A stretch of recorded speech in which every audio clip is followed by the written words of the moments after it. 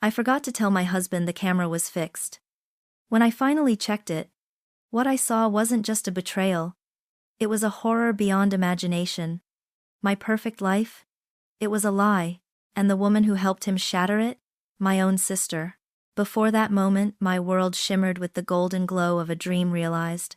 Garrett and I lived in a sprawling, modern farmhouse on the outskirts of the city, all polished concrete floors and rustic wood beams.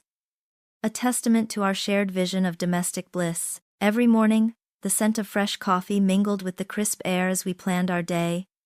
Sometimes our week, always our future. He was handsome, charming, and successful. Everything I'd ever wanted in a partner. We talked about children, about converting the attic into a nursery, about growing old together on the porch swing. My friends envied our relationship. My mother praised his ambition.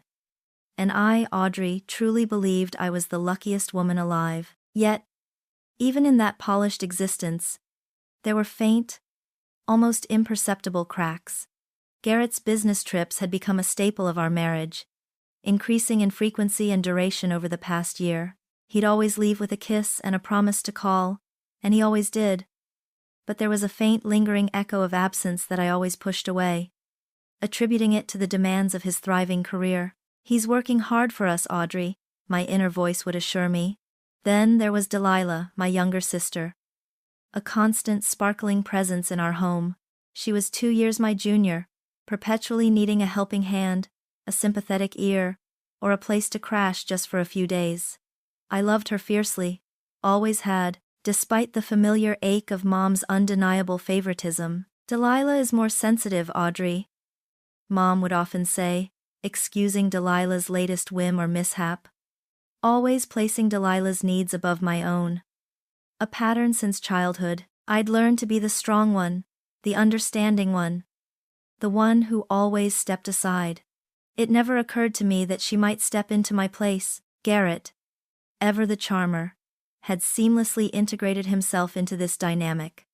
Always patient with Delilah, always reassuring Mom. He was the bridge, or so I thought, between my often strained family relationships and my seemingly perfect marital life.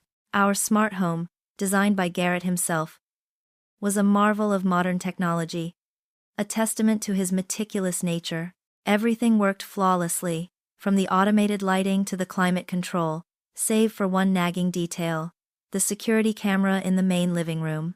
It had been acting up for months, flickering on and off, sometimes refusing to connect to the app. A minor inconvenience, really. Garrett had promised to look at it, but his business trips always seemed to take precedence. I often wondered what he'd do without me there, to pick up the slack, to fix the small things he overlooked. Little did I know, that small, malfunctioning piece of technology held the key to unlocking a truth that would shatter my entire world. That world, the one I believed was so perfectly constructed, was built upon foundations of unwavering trust. Trust in Garrett, yes, but even more so, in Delilah, my sister, my shadow. Since childhood, our lives had been inextricably entwined. I was the older one, the responsible one, always looking out for her. When she scraped her knee, I was there with a band-aid and a kiss. When she cried over a broken toy, I offered her mine. It was an unspoken pact. I would protect her, guide her, and perhaps, in my quiet way, compensate for the attention she seemed to crave from everyone else, especially our mother. Mom's favoritism for Delilah wasn't a secret. It was a constant, shimmering undercurrent in our family dynamic, like a persistent melody I'd learned to tune out. "Delilah is more delicate, Audrey," Mom would say, excusing my sister's latest outburst or lapse in judgment, always with a soft, pitying glance directed at Delilah. I remember my 10th birthday, desperate for a new bicycle. Mom had promised it for weeks, but when the day came, there was only a small box for me, and a gleaming, bigger bike for Delilah, whose birthday was months away. "She needs it for school, dear," Mom had explained, patting my arm. While Delilah's eyes sparkled with a triumphant glee, she quickly masked with a sweet, innocent smile. I'd swallowed my disappointment. forcing a smile and telling Delilah how lucky she was. It was always like that. My achievements, my sacrifices, often paled in comparison to Delilah's perceived needs, or her more outwardly expressive charm. I'd spent a lifetime being the bigger sister, the one who understood, the one who didn't make a fuss, the one who quietly fixed things. It was a role I embraced, believing that my strength was her shield. And then Garrett had arrived. A breath of fresh air, a whirlwind of charisma. He didn't just win me over. He effortlessly charmed his way into the very heart of my family's peculiar ecosystem. He'd listened to Mom's endless stories about Delilah's potential, nodding empathetically, always finding the perfect compliment. For Delilah, he was a magnetic older brother figure. He'd offer her career advice, help her fix her car, and even pick her up from the airport when I was busy. He made her laugh, truly laugh, in a way I hadn't seen since childhood. I'd watched them from afar, a warm glow spreading through me. This times was what family was supposed to feel like, I'd thought. A united front. Garrett, with his easygoing nature, had seemed to smooth over all the old rough edges, bridging the subtle divide that had always existed between Delilah and me, and certainly between Mom and me. I remember one Christmas Eve, years ago, Delilah had been particularly down, having just broken up with a boyfriend. Mom, naturally, hovered. Garrett, seeing her teary eyes, had spontaneously pulled out his guitar and played some silly carols, making us all sing along until Delilah was giggling through her sniffles. It was a small, tender moment, a snapshot of what I believed was true connection. Another time, when Delilah was struggling financially after a failed business venture, it was Garrett who quietly suggested I help her out with a substantial loan. Which of course I did. "She's family, Audrey," he'd said, his hand warm on mine. "We look out for our own." His words had resonated deeply, reinforcing my belief in his kindness, his loyalty, his inherent goodness. Every instance, every shared laugh, every comforting word, built another brick in the fortress of my trust, making the impending collapse not just a structural failure, but an absolute, unpardonable demolition of my very soul. The illusion of that united front, however, was about to be tested once more. Another trip to Sacramento? Odd, Garrett announced one Tuesday morning, his voice casual as he packed his designer suits. "Big client. You know how it is." A faint flicker of unease, a barely perceptible shadow, brushed against my heart. It wasn't distrust, not yet, but a growing exhaustion with the constant flux of his presence and absence, the way my carefully constructed routine always had to shift to accommodate his career. "Of course, dear," I replied, forcing a lightness I didn't feel, watching him meticulously fold a silk tie. "Be safe." He promised to be back by Friday, leaving me with the familiar emptiness of our large house. That afternoon, a thought struck me with surprising clarity. The security camera, it was still stubbornly refusing to connect, a small but persistent flaw in our otherwise flawless smart home. I had been meaning to call a technician, but Garrett always insisted he'd handle it, promising to get to it after this next trip. This time, I decided, I wouldn't wait. I was tired of the small things accumulating, of being the one to always smooth over the rough edges. A quick search online, a few clicks, and I found a highly rated model. It wasn't just a replacement, it was an upgrade. This one boasted not only crystal clear visuals but also advanced audio recording capabilities, promising to capture every whisper and rustle within its wide-angle view. I remember hesitating for a moment, wondering if it was overkill. Who needs to hear the dust bunnies talk? I'd thought with a slight amused shrug, but the reviews raved about its comprehensive coverage, and a part of me, the pragmatic Audrey, liked the idea of truly knowing everything that happened under our roof, especially when Garrett was away. It felt safer, more secure. A simple act of choosing a slightly more expensive model, driven by a vague desire for thoroughness, unknowingly sealed my fate. When the package arrived 2 days later, I installed it myself, following the surprisingly intuitive instructions. The old camera came down with a surprisingly satisfying click. And the new one went up, its sleek, modern casing looking far more formidable than its predecessor. A simple test. I stood in the living room talking to myself, reciting a grocery list. Milk, eggs, flour, oh, and don't forget the dog food for Buster. Then, for a moment, I walked out of frame and whispered a playful, "Hello, Garrett," into the air, imagining his amused response. The playback was remarkably clear, picking up every inflection, every subtle sound. I smiled. Satisfied. It was perfect. Asterisk. Too perfect. It turned out. Asterisk. Garrett called that evening, his voice a little distracted, talking about dinner with a client.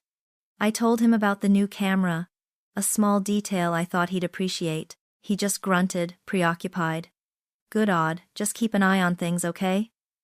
His casual dismissal stung a little. The house felt vast and quiet after he hung up, filled only with the hum of the refrigerator and the gentle whir of the new camera, a silent sentinel in the corner of the living room. Loneliness, that familiar, unwelcome guest, settled in. I missed him, of course.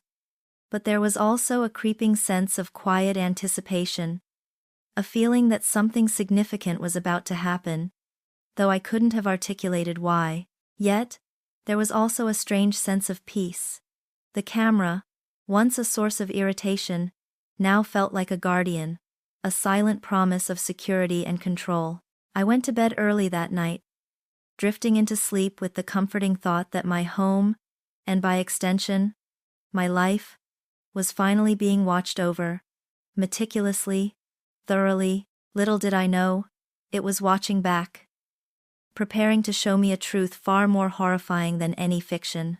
The next morning, a fragile calm settled over me, a deceptive peace. I drove to my favorite little cafe on the corner, the one with the scent of roasted beans and warm pastries that always managed to soothe my nerves. I ordered my usual latte, found a quiet table by the window, and pulled out my phone. Garrett was still away, and the house felt vast and empty. A faint, almost childish curiosity, prompted by the new camera's sophisticated features, made me open the security app. I pictured Buster, our golden retriever, perhaps napping on the living room rug. Or maybe a delivery person at the door. It would be nice to just check in. The live feed flickered to life, showing our immaculate living room, bathed in the soft morning light. The sofa was empty, the fireplace cold, exactly as I'd left it. For a moment, nothing. Then, Buster ambled into view, stretched languidly, and settled himself near the window, his head resting on his paws. I smiled. A small, genuine smile. Asterisk. All's well, asterisk. I thought. Then, the screen changed. My breath hitched. Garrett and Delilah. They walked into the frame. Not casually, but hand in hand. My first thought was a flicker of confusion, a dismissive rationalization. Asterisk. She must have needed something. Garrett's home early. Asterisk. But then he pulled her closer, his free hand cupping her cheek, and their lips met. It wasn't a friendly peck, a sisterly goodbye. It was a long, deep, intimate kiss, the kind he reserved only for me. My latte suddenly tasted like ash. My fingers tightened around the phone, the cold metal digging into my palm. The visual betrayal was a brutal punch to the gut. But it was the sound, captured in horrifying clarity by my perfect new camera, that truly twisted the knife. Garrett's voice, low and tender. "Are you sure she won't be back early? Wouldn't want our little secret getting out, would we?" Delilah giggled, a sound I'd always associated with innocent joy, now laced with something far more sinister. "Audrey's too busy playing the perfect wife to notice anything, Gar. She's so clueless." And then, the words that would forever echo in the hollow chambers of my shattered world. "Besides," Delilah whispered, her voice husky, "we can't risk it. Not with the baby on the way. The baby." Asterisk, the baby. Asterisk, my vision blurred. the vibrant cafe around me dissolving into a swirling vortex of sickening colors. My heart hammered against my ribs. A frantic, trapped bird trying to escape its cage. Disbelief warred with a crushing, absolute certainty. The nausea hit me then, a sudden, violent lurch that sent bile burning up my throat. I slammed the phone face down on the table, barely suppressing a gasp that would have surely drawn attention. My hands trembled uncontrollably, a cold sweat breaking out on my forehead. The aroma of coffee, once comforting, now felt suffocating. My perfect life, my perfect husband, my perfect sister. It was all a monstrous, elaborate lie, and I had just witnessed its grotesque unveiling. The world, as I knew it, had not merely fractured. It had disintegrated into a million jagged pieces, leaving me adrift in a terrifying, desolate void. Despite the violent churn in my stomach, an agonizing compulsion dragged my trembling fingers back to the phone. My rational mind screamed to throw it, smash it, obliterate the device that had just shown me hell, but another, darker part of me needed to see it again, needed to believe it was real. I picked it up, my vision still swimming, and tapped the replay icon. The familiar sight of our living room, the sofa where Garrett and I had shared countless evenings, now felt desecrated. And then, the figures. Him, my husband, pulling her, my sister, into his arms. The kiss. That sickening, intimate kiss. I watched it loop. A morbid dance of betrayal, feeling nothing but a hollow ache spreading through every cell of my body. It wasn't just the image. It was the sound. The new camera, my perfect little upgrade, delivered every damning syllable with crystal clarity. Garrett's low murmur. "Are you sure she won't be back early? Wouldn't want our little secret getting out, would we?" His voice. The voice that had whispered promises of forever, now a conduit for deceit. And Delilah's giggle, a sound I'd known since she was a baby, now a cruel, mocking cackle in the echo chamber of my mind. Audrey's too busy playing the perfect wife to notice anything, Gar. She's so clueless. My own sister, my shadow, the person I had protected, guided, and loved unconditionally, had just called me clueless. The word clueless lodged itself in my throat. A bitter pill. Clueless. Yes, I had been. Blind. So utterly, tragically blind. Every act of kindness, every shared laugh, every moment of perceived camaraderie between them now twisted into a sinister precursor. I remembered Christmas Eve, Delilah's teary eyes, Garrett strumming his guitar, making her giggle through her sniffles. It had seemed so sweet, so brotherly. Now, I saw his hand linger on her back a fraction too long, his eyes holding a secret warmth meant only for her. I remembered his advice, his help with her car, his ready smile. I had attributed it to his inherent goodness, his charm, his ability to make everyone feel special. It had always been just for times her asterisk, and the loan. The substantial loan I'd given Delilah after her failed business venture, at Garrett's gentle insistence. "She's family, Audrey," he'd said, his hand warm on mine. "We look out for our own." His touch, which I'd interpreted as loving reassurance, now felt like a predatory caress. An accomplice's touch. He wasn't looking out for our family.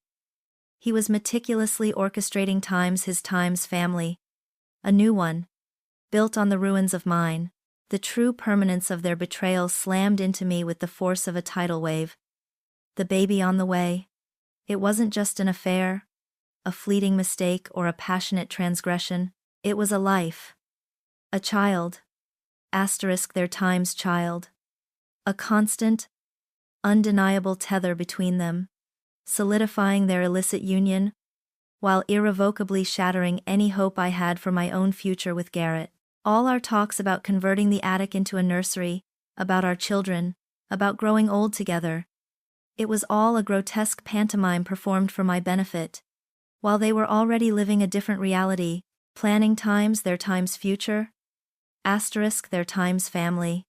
The thought of a child, innocent and yet conceived in such malevolence, made me want to gag. My own dreams of motherhood, once so vivid, now felt tainted, ripped away. My eyes scanned the cafe. The oblivious faces of strangers sipping their coffee, lost in their own worlds. No one saw the gaping wound in my chest, the way my world had just imploded. I couldn't scream, I couldn't cry. Not here. A primal instinct, sharp and urgent, seized me. Asterisk, you cannot let them know. Asterisk, not yet. The humiliation, the agony, the shame. It was too much to bear, especially if they saw it. I had to compose myself. I had to. I took a shaky breath, then another, forcing air into my constricted lungs. My hands still trembled, but I clasped them together under the table, digging my nails into my palms, using the small pain to anchor myself. I closed my eyes for a fraction of a second, picturing the Audrey I was supposed to be. Strong, composed, in control. When I opened them, I forced my gaze away from the phone, fixing it on a distant point. A potted plant on the counter. My jaw was clenched so tightly it ached. I could feel the cold sweat drying on my skin, leaving a clammy residue. Somehow, I managed to stand.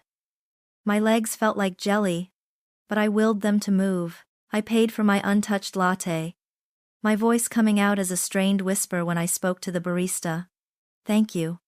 The words felt alien, detached from the swirling chaos inside me. I walked out of the cafe, each step a deliberate, agonizing effort, as if I were navigating a minefield. The sunlight, once warm and inviting, now felt harsh, exposing. The sounds of the city, once a comforting hum, were a cacophony of indifference. My car felt like a sanctuary, a private chamber where I could finally shed the flimsy cloak of normalcy. But even as I started the engine, a cold, hard resolve began to crystallize within the searing pain. They thought I was clueless. They would learn, very soon, just how wrong they were.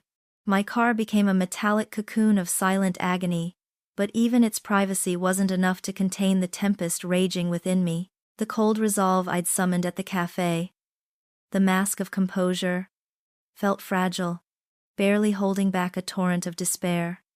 My mother, she was my last bastion, the one person who, despite her flaws and her obvious favoritism, I always believed loved me, truly loved me. Maybe she would see the anguish in my eyes, hug me tight, and tell me it was all a terrible misunderstanding. Maybe she would offer the comfort I desperately needed. I pulled into her driveway, the familiar scent of blooming jasmine, doing nothing to calm my racing heart.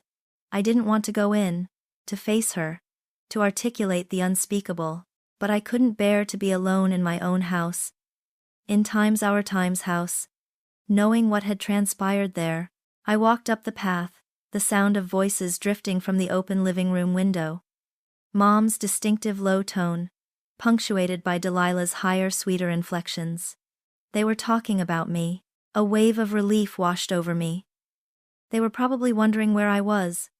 Concerned, I paused at the threshold, about to knock, but a phrase caught my ear, sharp and cold.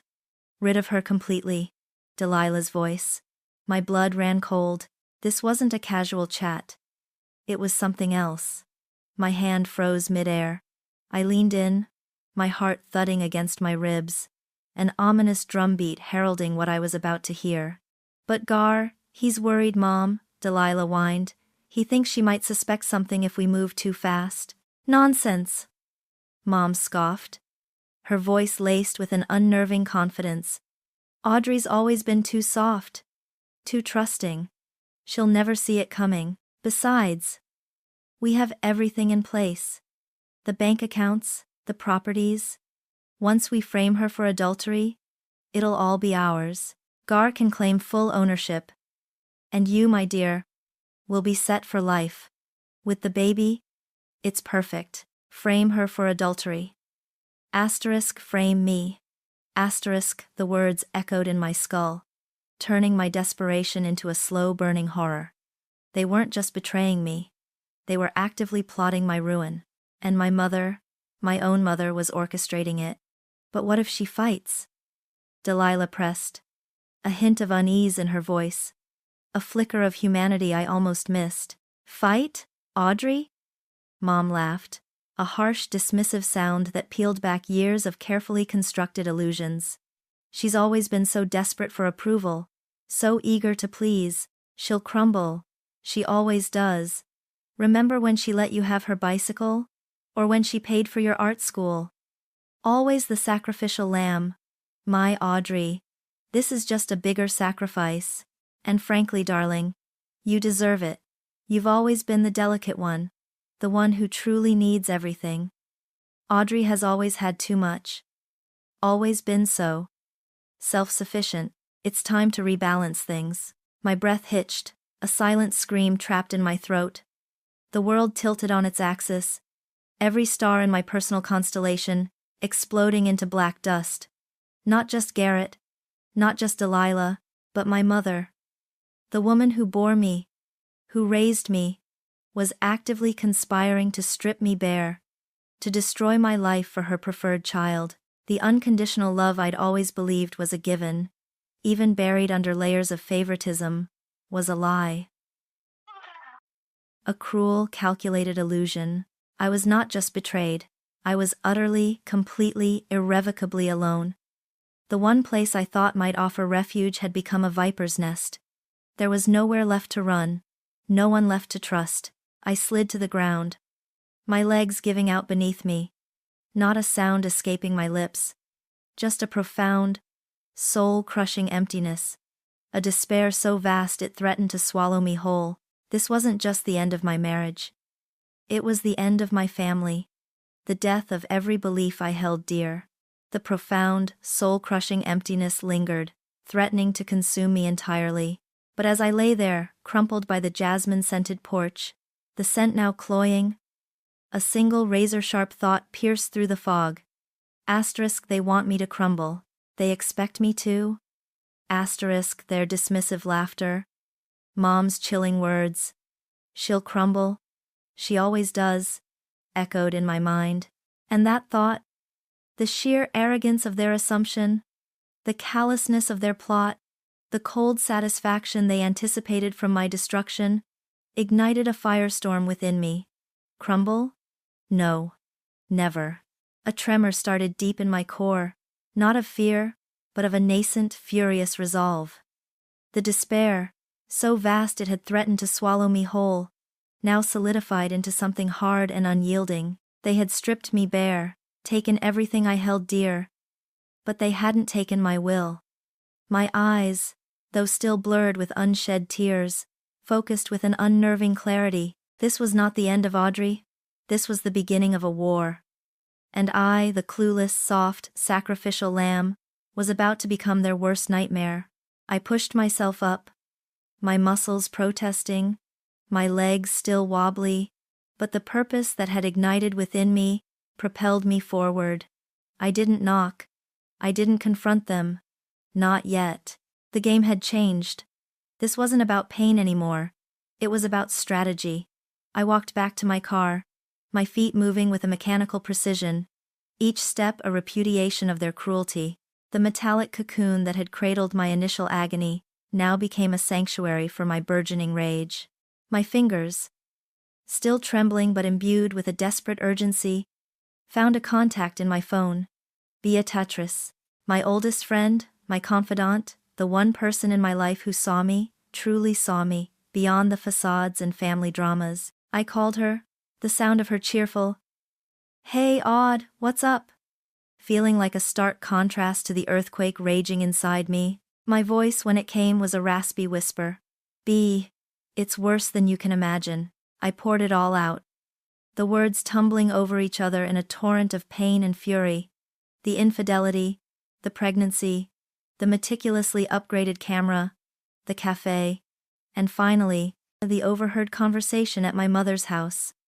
I expected shock, perhaps pity, but what I got was a fierce, unwavering support that anchored me. "Audrey, oh my God," Beatrice gasped, her voice thick with disbelief and anger. That is unspeakable. Your own mother? Delilah? How times could times they? I heard the fury in her voice, a raw echo of my own. Are you safe? Where are you? I'm in my car.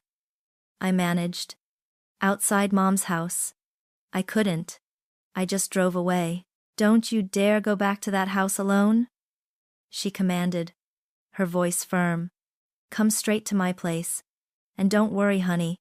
We're going to fight this. Every single step of the way. You are not alone, Audrey. And we will make them pay. Her words, simple yet powerful, were like a lifeline in the turbulent sea of my despair. They confirmed what my raging heart already knew. This was not a battle I would lose. By the time I reached Beatrice's apartment, the rage had settled into a cold, hard knot in my stomach. I recounted everything again, more coherently this time. The details, the timing, the shocking clarity of the camera footage and audio. Beatrice listened, her face a mask of horrified concern, occasionally interjecting with an incredulous, "No way," or "Oh, Audrey."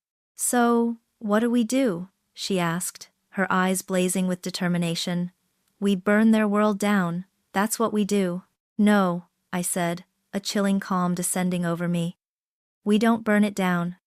We dismantle it, piece by piece, meticulously, so they never see it coming. Just like I never saw them times coming." The decision crystallized then. Sharp and unyielding.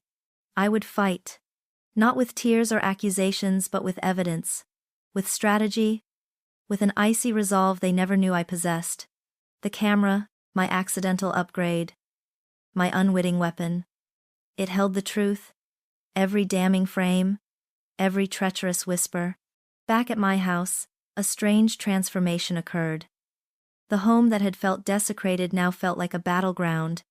And I, its sole occupant, the general. I downloaded every single clip from the security camera, organizing them by date and time, creating a digital fortress of their perfidy. Garrett and Delilah kissing. Delilah's pregnancy confession, my mother's cruel plot. The audio was pristine. Every syllable a poisoned dart. I copied them onto multiple drives, securing them in places only I knew. I printed out transcripts, cross-referencing dates and details with Garrett's business trip schedule, with Delilah's sudden visits. Every piece of paper, every digital file, was a brick in the wall of their undoing. The hard part, I knew, would be maintaining the facade. I had to become an actress, playing the part of the oblivious, trusting wife. They would return, Garrett from his business trip, Delilah and Mom, eager to execute their plan. They would look into my eyes, searching for weakness, for a hint of suspicion, but they would find nothing. Only the carefully constructed blankness of the woman they thought they knew, the woman who was, in reality, compiling her evidence kit, preparing to unleash a storm they would never recover from. The game was indeed over, but not in the way they imagined. It was just beginning, and I was holding all the cards. Garrett's call came that evening, a familiar, slightly harried tone to his voice as he announced his arrival back at the airport. "Just landed, Odd. Long flight.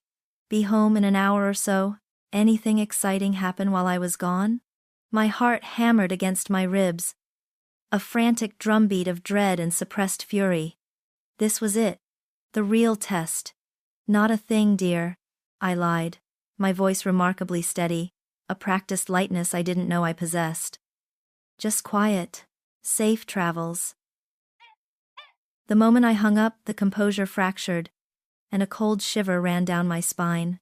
The image of his hand on Delilah's cheek, the secret whispers, the callous plot with my mother, it all flashed before my eyes, threatening to shatter the fragile mask I'd just constructed.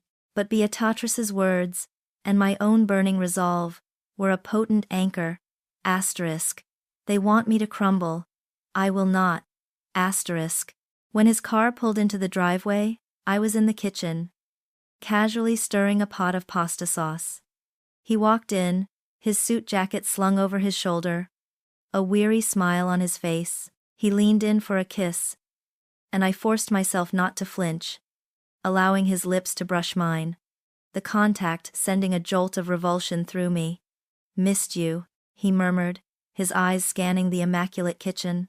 "You too," I replied, the lie tasting like ash. I made polite conversation about his client meetings and successful negotiations, listening to his half-truths and full-blown fabrications, each word a fresh cut.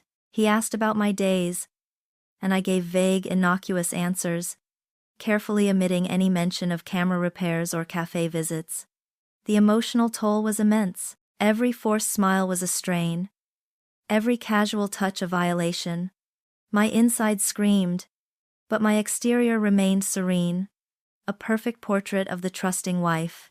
I felt like a puppet, pulling my own strings, dancing to a tune only I could hear. My days morphed into a meticulously choreographed ballet of deceit. While Garrett was at work, or occasionally, while he was absorbed in his phone, I became a silent hunter in my own home. My first target, his study, the room, usually locked or guarded by his presence, was now my clandestine workspace. Armed with a portable scanner I'd purchased online and hidden in a discreet box, I systematically began to copy every financial document I could find: bank statements, investment portfolios, deeds to our properties, insurance policies, tax returns. Nothing was safe from my scrutinizing gaze. With each document I copied, a stark truth emerged. Garrett's control over our joint assets was extensive, his predatory intentions undeniable.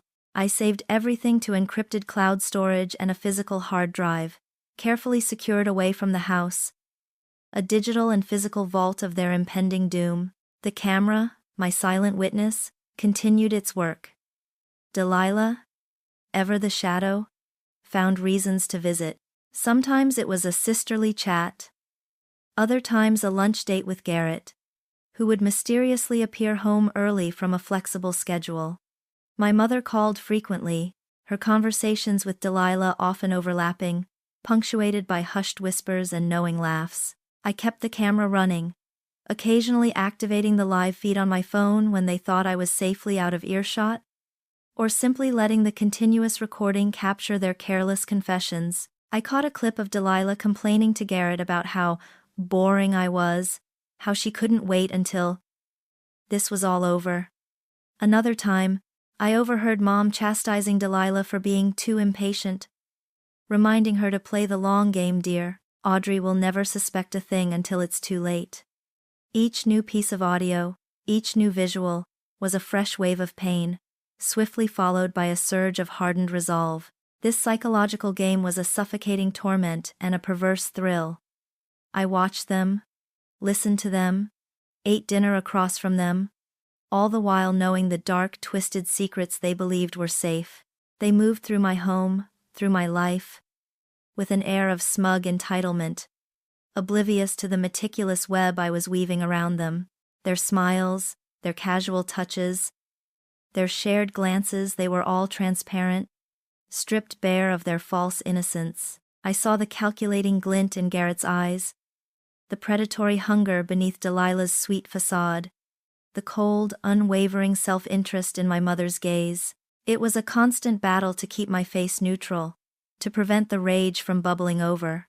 Every night, I would collapse into bed, physically and mentally drained, my muscles aching, my head throbbing from the relentless performance. Sleep was a restless dance with nightmares, but the fierce determination for justice, for reclaiming my life, was a powerful, bitter fuel that kept me going. I was no longer Audrey, the clueless wife. I was Audrey, the architect of their downfall, and I would not rest until every piece was in place. The blueprint for their undoing was complete, the evidence meticulously gathered, every whisper and deception catalogued. But a general, no matter how cunning, needs an army, or, in my case, a legal eagle. My research, conducted in the dead of night, led me to Catherine Davenport, a name that echoed with a formidable reputation in high-stakes divorce cases. She wasn't just an attorney.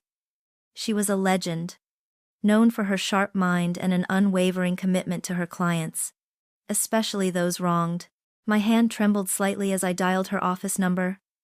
The audacity of my impending action, a stark contrast to the quiet terror I'd lived with for weeks. Her office, minimalist and polished chrome, felt miles away from the cozy, deceitful warmth of my own home.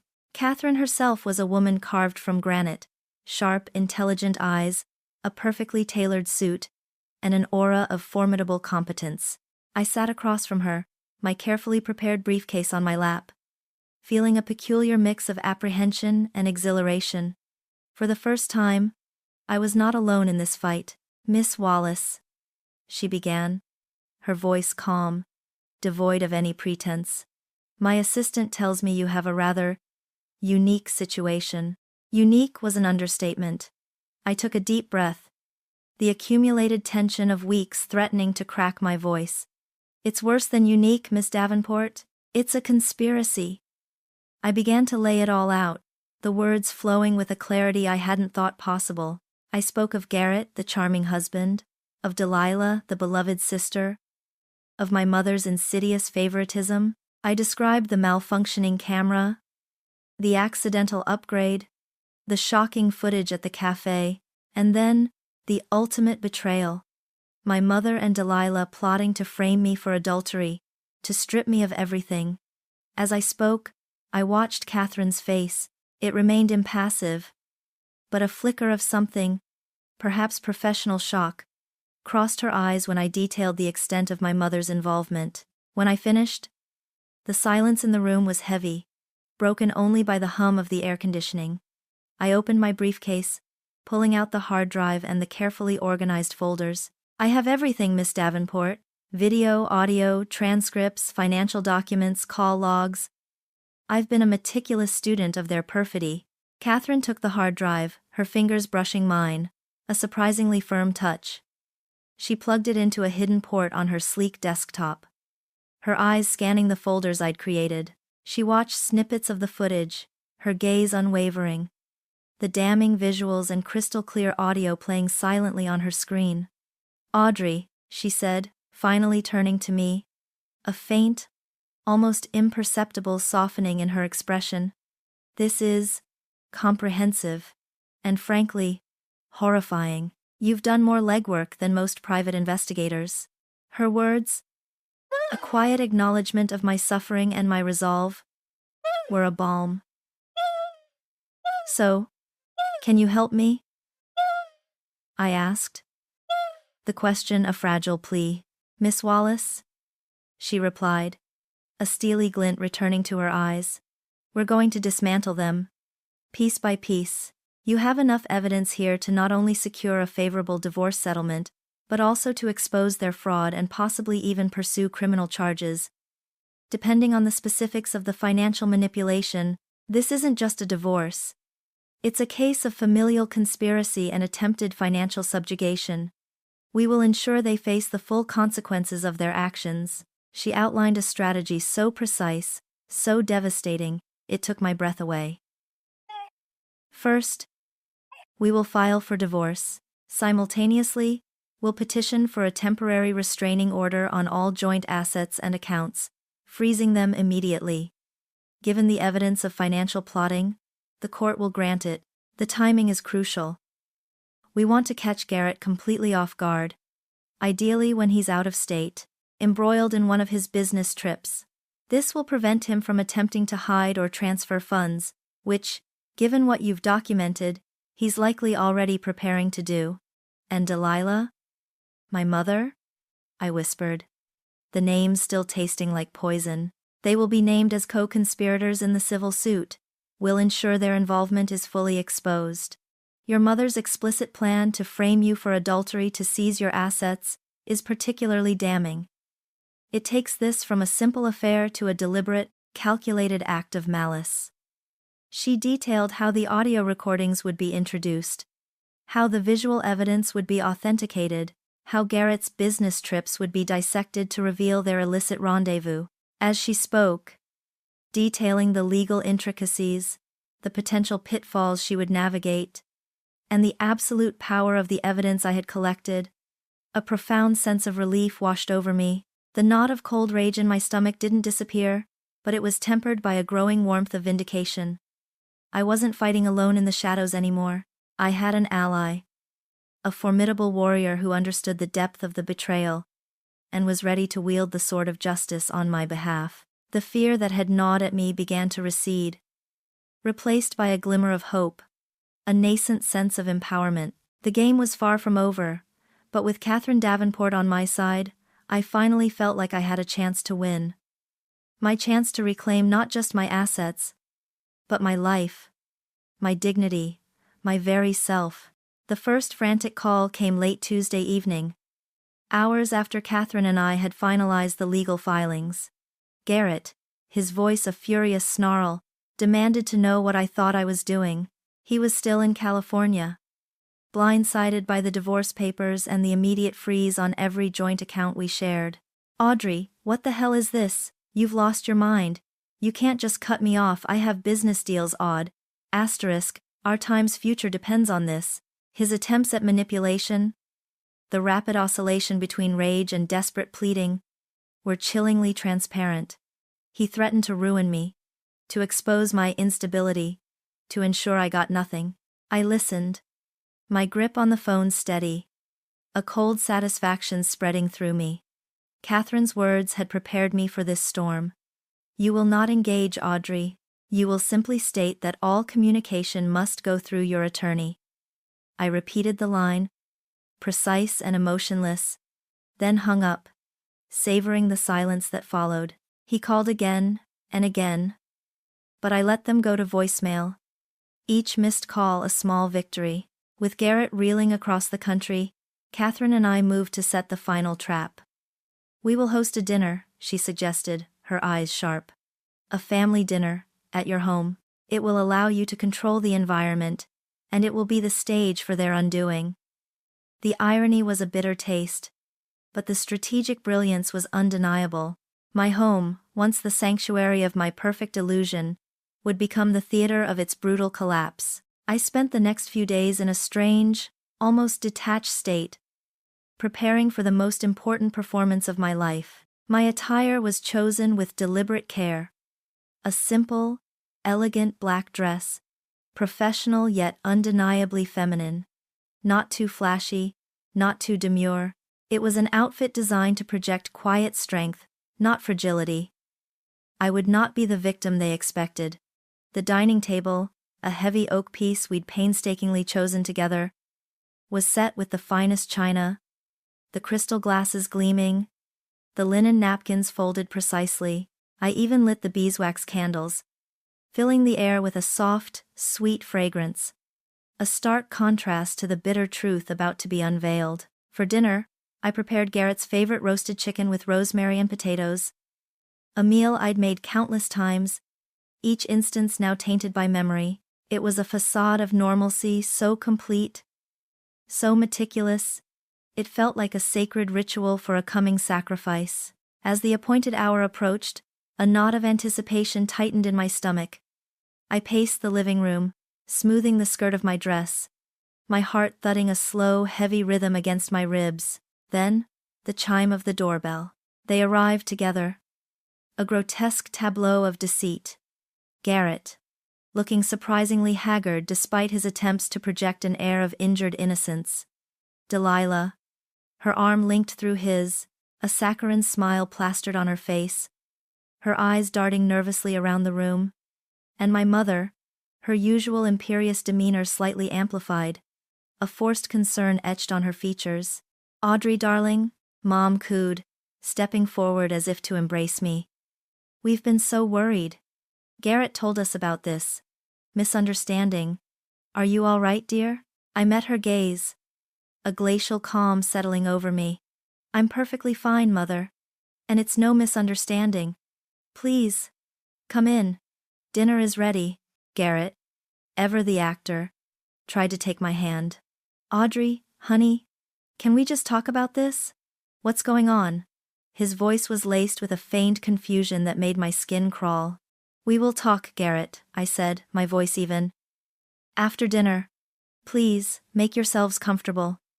As they settled around the table, Their false concern and thinly veiled arrogance were almost palpable. Delilah kept glancing at Garrett, a possessive smirk flickering across her lips, while Mom subtly elbowed her. A silent command for composure. They exchanged conspiratorial whispers, believing themselves to be masters of their own charade. They thought they had won. They thought I was broken, susceptible to their lies, but as I watched them, feigning polite conversation, carving into the chicken I had prepared, their laughter echoing hollowly in the carefully curated silence, I felt an almost serene sense of power. The air crackled with an unspoken tension. A silent countdown to the moment their perfect illusion would shatter. Irrevocably, under the unwavering gaze of the woman they thought they had destroyed. The clink of silverware against china was the only sound for a moment. An unsettling quiet that stretched thin across the oak table. I placed my fork down, my movements deliberate, almost performative. "There's something I need to share with you all tonight," I began, my voice clear and steady, cutting through the manufactured civility. Garrett looked up, a hint of annoyance in his eyes, likely expecting a discussion about our misunderstanding. Delilah paused mid-chew, a tiny frown creasing her brow. Only Mom maintained her serene facade, though her grip on her wineglass tightened almost imperceptibly. "It pertains to a recent discovery I made," I continued, a faint, almost chilling smile touching my lips. "Something rather illuminating about our lives, about our family." I rose from my seat, not waiting for a response, and walked towards the living room, where the projector sat silently on the coffee table, aimed at the large, blank wall. Their eyes followed me, a mixture of curiosity and irritation on their faces. With a practiced ease, I pressed the remote control. The projector hummed to life, casting a stark white rectangle onto the wall. Garrett's expression shifted to confusion, then a flicker of concern. Delilah's eyes narrowed. From the hard drive tucked discreetly into the projector's side, the first image materialized. It was our living room, bathed in the soft morning light. The sofa was empty for a moment. Then, Garrett and Delilah entered the frame. Hand in hand, the air in the dining room solidified. Garrett's eyes widened, his jaw going slack.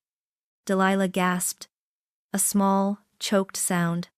My mother stiffened, her face paling. They watched, frozen, as the figures on the screen drew closer.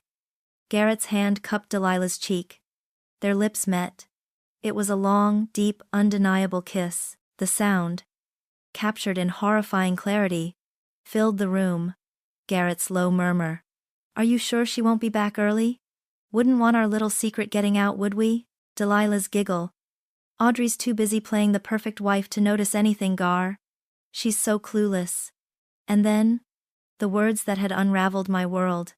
"Besides," Delilah whispered, her voice husky, "we can't risk it. Not with the baby on the way." The video paused, the image of their entwined faces hanging like a grotesque painting. Garrett shot out of his chair, overturning it with a crash. "Audrey, what the hell is this?" he roared, his face contorted with shock and fury. This is doctored. A trick." Delilah, tears suddenly welling in her eyes, cried, "Audrey, how could you? This is a monstrous lie." She turned to Mom, seeking refuge. My mother, however, was staring at the screen, her lips pressed into a thin, white line, her eyes darting between me and the incriminating image. I ignored their frantic denials, my gaze fixed on the screen, then on them. "A trick? A lie?" I echoed, my voice devoid of emotion, a chilling contrast to their rising panic. "My upgraded security camera, which you, Garrett, never bothered to fix, has quite excellent audio, wouldn't you agree? It captures every whisper, every secret, every betrayal." I clicked the remote again. The image on the screen shifted. Now, it was a recording from my mother's living room. Her voice, unmistakable, laced with an unnerving confidence. "Audrey's always been too soft, too trusting. She'll never see it coming. Besides, we have everything in place, the bank accounts, the properties. Once we frame her for adultery, it'll all be ours. Gar can claim full ownership, and you, my dear, will be set for life. With the baby, it's perfect. Delilah let out a choked sob. Burying her face in her hands, Garrett stood motionless, his mouth agape. My mother, however, snapped. "You meddling little fool," she shrieked, her face turning crimson. "You listened in? You spied on your own family?" "Family?" I asked, a bitter laugh escaping my lips. "Is that what you call plotting to steal everything from me? Conspiring with my husband and my sister to frame me for adultery? Is that family, Mother?" My voice gained strength, each word a hammer blow. "I watched you, Mom. I listened. I heard every disgusting word, every cold calculation. I heard you call me the sacrificial lamb. You thought I'd crumble, you always did. But not this time. You underestimated me." My eyes moved from my mother's enraged face to Delilah's tear-streaked one. "And you, Delilah. My sensitive sister. The one I protected. The one I loved unconditionally. You repaid me by sleeping with my husband and planning to steal my entire life. All while carrying his child." The word "his" was a fresh knife twist, but I pushed the pain down, allowing only a cutting precision to emanate. "You called me clueless. You said I was too busy playing the perfect wife to notice anything. How terribly wrong you were." Finally, my gaze landed on Garrett, whose bluster had deflated into a pathetic mixture of fear and rage. "And you, Garrett, my charming, loving husband, the man who whispered promises of forever while systematically dismantling my life from the inside out. You thought you were so clever, so cunning, with your business trips and your sweet talk to my family. You built this beautiful home with me, only to turn it into a cage for your victim, and a love nest for your mistress. And you convinced me to give her a substantial loan, remember? She's family, Audrey, we look out for our own. All part of the plan, wasn't it?" I walked back to the head of the table, my posture rigid, my eyes piercing. The projector continued to cycle through their damning images and words, a relentless symphony of their crimes. Every document, every financial account, every whisper, every lie. I have it all. Meticulously compiled, legally verified, and safely in the hands of my lawyer, Catherine Davenport. She is, by the way, exceptional. I allowed myself a small, grim smile. "You are currently facing not just divorce, Garrett, but a civil suit for fraud, conspiracy, and emotional distress. With my mother and Delilah named as co-conspirators. Your assets are frozen. Your carefully constructed future? It's crumbling around you. Just as you planned for mine." Their faces were a tableau of utter devastation, Garrett's fury now laced with stark terror. Delilah's sobs escalating. My mother's imperious mask completely shattered, revealing a raw, desperate fear. They tried to speak, to deny, to beg. But I raised a hand, silencing them. "You came into my home tonight," I stated, my voice ringing with a newfound authority. "Under the false pretense of concern. You sat at my table, ate my food, all while believing you had already won. But the truth is, you never stood a chance." I looked at each of them, one last time, my eyes cold and unwavering. "The game is over," I declared, the words echoing with a definitive finality. "Now, get out of my house, all of you, and never, ever, come back." I pointed towards the door, my hand steady, my resolve unshakable. "You have exactly 1 minute before I call the police, and believe me, I will." For a long, agonizing moment, they simply stared, their faces a canvas of disbelief, fury, and burgeoning terror. Then, my mother, her voice a guttural snarl, was the first to move, grabbing Delilah's arm and dragging her towards the door. Garrett, still shell-shocked, stumbled after them, the overturned chair lying like a fallen soldier behind him. The slam of the front door reverberated through the silence, a final, emphatic punctuation mark on the end of a nightmare. And then, there was just me, standing alone amidst the wreckage of a dinner that had irrevocably shattered my world. and in doing so, forged a new one. The silence that followed their frantic departure was absolute, thick with the echoes of their denials and my own unwavering pronouncements. The projector still cast their incriminating faces onto the wall, a ghostly testament to the horror that had just unfolded. I didn't move for what felt like an eternity, my body buzzing with a strange cocktail of adrenaline, exhaustion, and an unfamiliar, potent relief. The immense weight I hadn't even realized I was carrying, the burden of their deception, their condescension, their insidious plotting, had finally been lifted. My knees felt weak, and I sank onto the nearest dining chair, no longer feeling the need for composure. A quiet, single tear tracked its way down my cheek, not of sorrow, but of release. It was done. The performance was over. Catherine Davenport, true to her reputation, was as good as her word. The legal battle, fueled by my undeniable evidence, was remarkably swift. Garrett's attempts to salvage his reputation and finances were futile. The freezing of accounts, the meticulously documented fraud, the damning video and audio recordings left him with no leverage. Within weeks, the divorce was finalized. I retained the house, the vast majority of our assets, and a substantial settlement for emotional distress. Garrett was left with little more than the clothes on his back, his business empire crumbling under the weight of his own misdeeds, his reputation in tatters.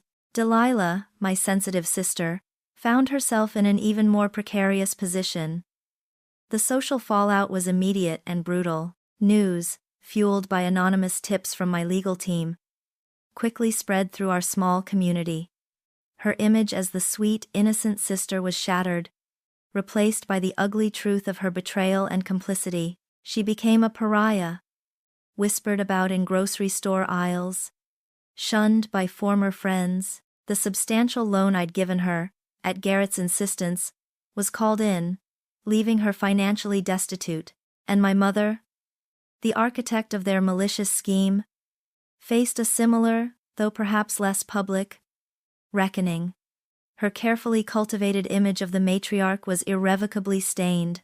The few friends she had maintained quickly distanced themselves, unwilling to be associated with such a callous plot. I heard whispers that she had moved in with Delilah, a bitter twist of fate that brought them together in their shared ruin, precisely where Mom had always wanted Delilah to be, dependent. My first steps towards healing were physical, almost ritualistic. The day after they left, I started with the dining room. Every piece of china, every crystal glass they had touched, was packed away, then donated. The oak table, once a symbol of shared meals, was replaced with a smaller, lighter one. A round table perfect for one, or for the company of true friends. I called a painting crew, stripping the walls of their muted tones, opting for vibrant, unapologetic colors, a sunny yellow for the living room, a calming teal for my bedroom. Every object that held a memory of their deceit, every gift from Garrett, every photograph that included Delilah or my mother, was meticulously removed, donated, or discarded. I repurposed rooms, turning Garrett's once guarded study into a bright, airy library, a space dedicated to my own intellectual growth and peace. The garden, which Garrett had always tended with such meticulous care, I now cultivated myself, planting herbs and flowers that symbolized resilience and new beginnings. The house, once a meticulously crafted stage for a lie, slowly began to feel like my time's home again. Every brushstroke of paint, every new piece of furniture, every discarded relic of their presence, was a therapeutic act, a carving out of a new reality. The air in my home, in my very lungs, felt lighter. The constant, gnawing ache in my stomach was replaced by a quiet, steady thrum of peace. The heavy weight of deception, of unspoken truths, of betrayed love, was finally gone. I was no longer defined by what they had taken from me, but by what I had reclaimed.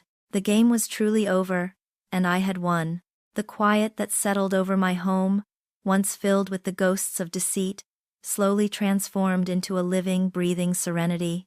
Winning, I discovered, wasn't a sudden burst of euphoria, but a gentle unfurling, A quiet recentering of a world thrown violently off its axis. The pain hadn't vanished entirely. It had simply changed. It was no longer a raw, open wound, but a scar, a testament to what I had endured, and more importantly, what I had overcome. My strength, once a dormant seed buried under layers of compliance and misplaced trust, had bloomed in the harshest of winters. My mornings were now my own, filled with the aroma of coffee brewed exactly to my liking. The sun streaming through windows unmarred by betrayal. I spent hours in my revitalized garden, my hands in the rich earth, cultivating life where once I had only cultivated illusions. Beatrice was a constant, welcome presence, her genuine laughter filling the spaces that Garrett's forced charm and Delilah's insidious giggles had once occupied. We shared meals at my new, smaller dining table, our conversations honest and unburdened. I was alone, yes, but profoundly, beautifully not lonely. This new life, uncluttered by pretense, felt more real, more vibrant than any perfect existence I had ever imagined. The greatest revelation wasn't the exposure of their lies, but the unveiling of my own truth. The perfect life I had so desperately clung to had been a meticulously constructed facade, designed to obscure the cracks in my family, to appease a mother who never truly saw me, and to enable a husband and sister who sought only to exploit. My freedom wasn't granted by a judge. It was forged in the fire of their betrayal. It was the freedom to choose who I would be, unburdened by expectations, unbound by the roles I had unwittingly played. My self-worth, once tied to their approval, now resonated from within, a deep, steady hum of self-respect. For anyone who has felt the crushing weight of betrayal, who has been called clueless or weak, let my story be a whisper of defiant hope. You possess an inner fortitude you may not yet know, that ache in your chest, that sting of injustice. It can be transformed. It can become the fuel for your own fierce reclaiming, the catalyst for a strength that will surprise even yourself. You are not a victim unless you choose to remain one. You are the protagonist of your own story, capable of turning the darkest chapter into the genesis of your greatest triumph. The future, once a blank canvas I hoped Garrett and I would paint together, now stretched before me, vast and limitless, awaiting the strokes of my own brush. There were no grand plans, no meticulous outlines, only a quiet certainty. I would explore, I would create, I would live authentically, loving with an open heart but with eyes wide open. The woman who once believed her life was perfect had learned the hard way that true perfection lies not in flawless appearances, but in the unwavering resilience of a spirit that refuses to be broken. I was ready to write the next unscripted chapter, entirely on my own terms.